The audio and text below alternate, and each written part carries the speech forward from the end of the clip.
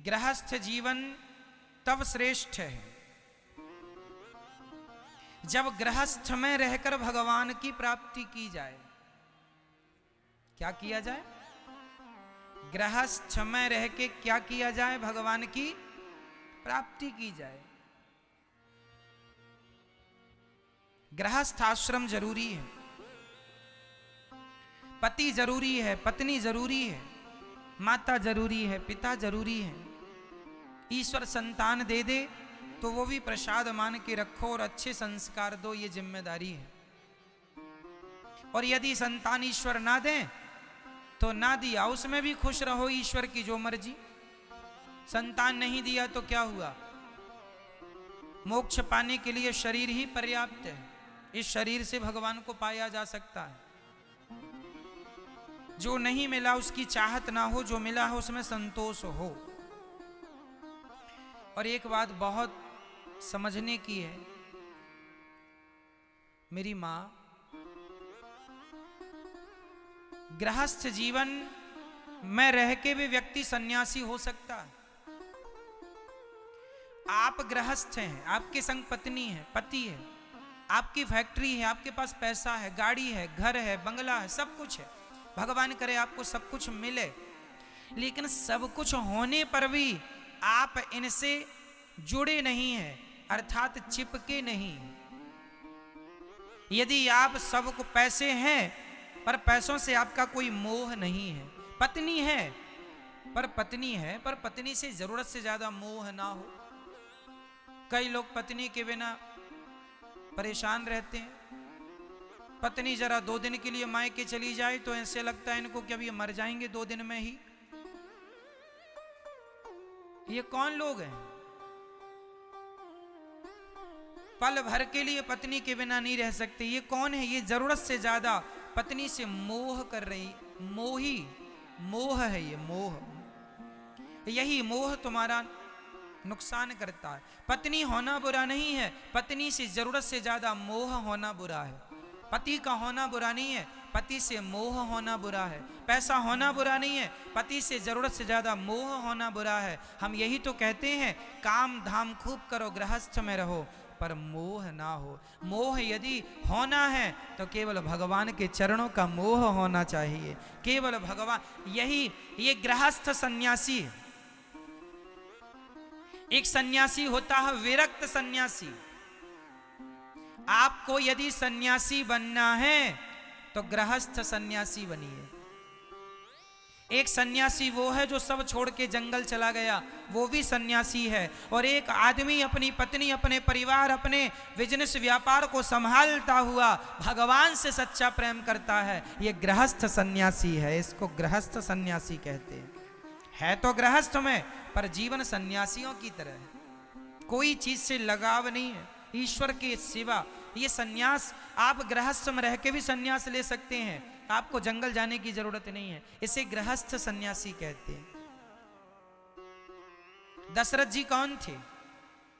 गृहस्थ सन्यासी थे पत्नी, परिवार, पुत्र के बीच में, पर किसी से मोह नहीं था। मोह केवल राम से था। जानते थे कि ये भगवान है, इसलिए राम से प्रेम था। तो जहां गृहस्थी लोग भगवान से प्रेम करने लग जाएं, बस वही है उनका जीवन। सन्यास यही है। साधु, गृहस्थ में भी साधु होते हैं। कई लोग कहते हैं वो व्यक्ति बड़े साधु पुरुष हैं। साधु मतलब जो भगवान में ही लगे हैं, संसार से ज्यादा मोह माया नहीं है, काम क्रोध लोभ से जरा दूर है, तो ये घर का साधु, ये गृहस्थ साधु है। साधु बनने के लिए सब छोड़ने की जरूरत नहीं है, सबके बीच में रहकर भी साधु बना जा सकता। क्यों जी?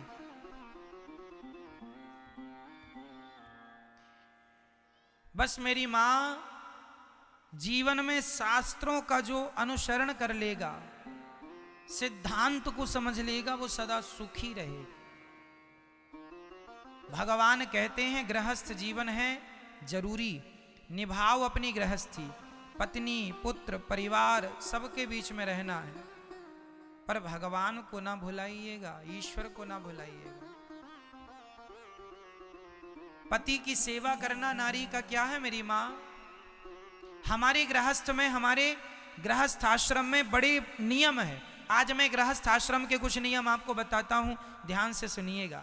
बोलो, यही ते अधिक धर्म नहीं दूजा, सादर सास ससुर पद पूजा। ये रामचरितमानस की चौपाई है। यही ते अधिक धर्म नहीं दूजा, सादर सास ससुर पद पूजा। ये बात राम जी कह रहे हैं।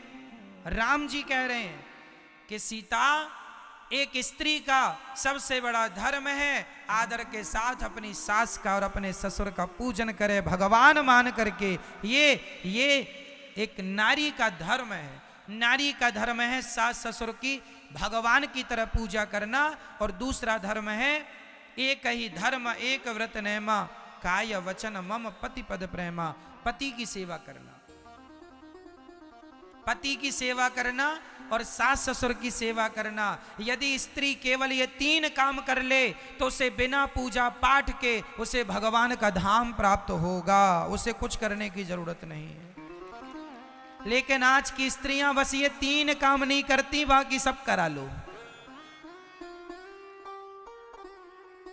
उनसे सास की पूजा करने का ना कहो, सास को पानी देने को ना कहो, ससुर की सेवा करने को ना कहो, पति की सेवा पांव दबाने का ना कहो, बाकी तुम करा लो जो कराना है। व्रत करा लो, संतोषी माता गुरुवार शुक्रवार शनिवार इसका व्रत उसका सब कर लेंगे, है ना, सारा व्रत कर लेंगी महाराज। बस ससुर की सास की और पति की पूजा करने का ना बोलना, बाकी सब करेंगी हम। लो, तो फिर तुम सब करो, सब बेकार है। शास्त्र तुम्हें 3 काम बता रहे हैं। स्त्रियों के 3 काम है, चौथा कोई काम नहीं। 3 काम कौन कौन? पहला काम अपने सास ससुर की सेवा करना, दूसरा काम अपने पति की सेवा करना, और तीसरा काम अपने बच्चों को सुंदर संस्कार देना। ये काम है स्त्री का, बस स्त्री का, इससे ज्यादा कोई काम नहीं है। लेकिन आज की स्त्रियां ये ना करके बाकी सब कर रही हैं। सही है मैया? कहो कि सास की सेवा कर। अरे महाराज, कल मुही सास है हमारी, क्या सेवा कर ले? मरती नहीं है। लो, बहुत सारी बहुएं आज की तो गाना गाती, कब सास मरेगी। ऐसी ऐसी बहुएं पाई जाती हैं भारत में कि जिनकी सास बुढ़ापे में अकेली बना बना के बेचारी खा रही है, बूढ़ी माता।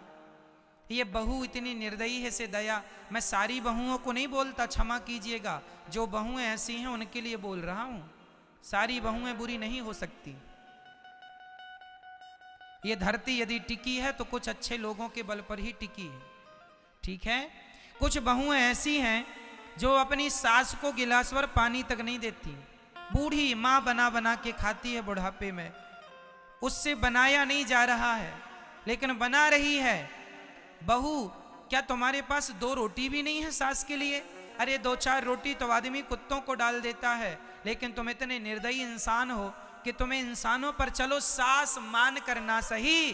अरे घर के द्वार पर कोई भिखारी होता है ना, लोग उसको भी पेट भर रोटी देते हैं। लेकिन आज की बहुएं अपनी सास पर जरा से भी दया नहीं कर रही हैं, अकेली बना के खाती है और ये बड़े घमंड में है। महाराज, हमने तो बोला, सास बोलती ही नहीं है। अरे सास भले ना बोले, तुम तो रोज पूछो माँ जी भोजन करेंगी, ये भोजन कर लीजिए।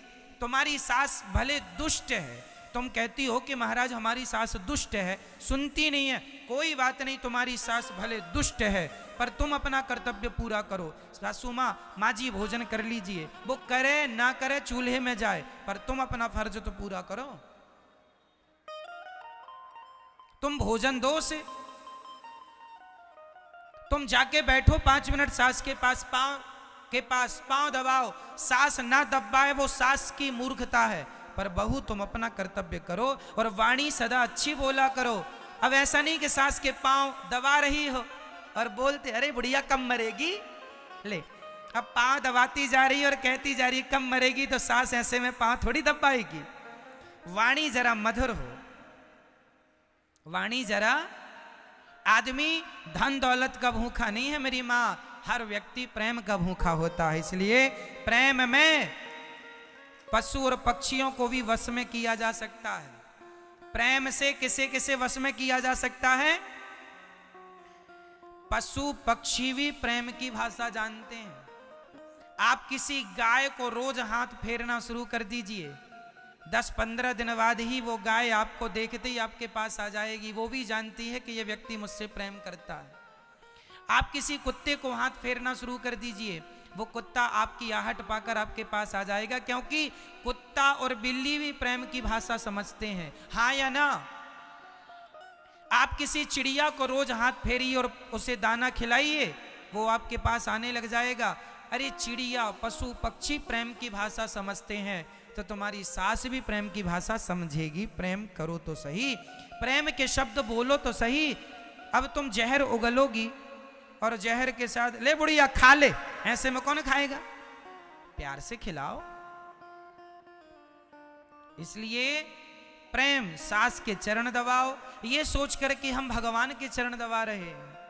सास को भोजन कराओ ये सोच के कि हम भगवान को भोजन करा रहे हैं। बहू का धर्म है कि वो अपने सास ससुर की पूजा करे। वाह, कितनी उच्च कोटि की बातें हैं। आप समझ लें तो बहुत अच्छा है, आपका घर स्वर्ग हो जाएगा।